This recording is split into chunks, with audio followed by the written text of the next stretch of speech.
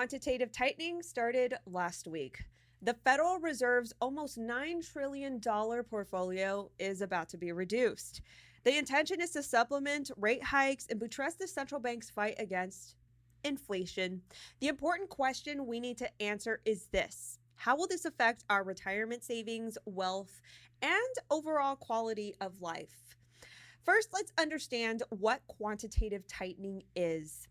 Tightening involves reducing reserve balances, increasing the supply of treasuries available to the public, and putting downward pressure on the commercial bank deposits. They do this by letting the bonds they've purchased reach maturity and run off the Fed's balance sheet.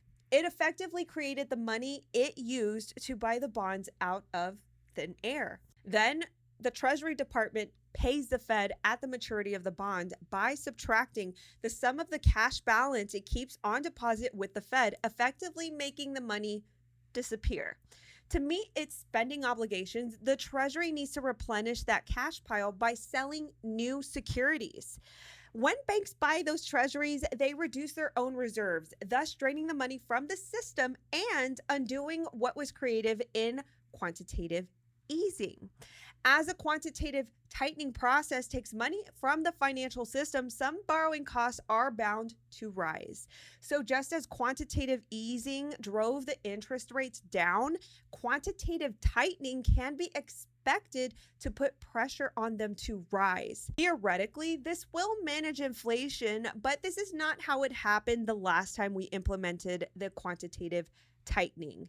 The last time we did quantitative tightening in October of 2017, bonds slid across the globe and stocks dropped, possibly in response to a combination of Fed QT and the European Central Bank signaling it might be open to altering its own stimulus policy. By November 2018, some market participants were arguing the Fed had shrunk bank reserves too drastically, leaving lenders scrambling for cash and roiling money markets. So taking it easy isn't recommended. The Fed began reducing its holdings of Treasury securities, agency debt, and agency mortgage-backed securities by a combined $47.5 billion per month for the first 3 months. After this, the total amount to be reduced goes up to $95 billion a month, with policymakers prepared to adjust their approach as the economy and financial markets evolve. The Fed's balance sheet could shrink by almost $1.5 trillion by the end of 2023, taking it down to about and around $7.5 trillion.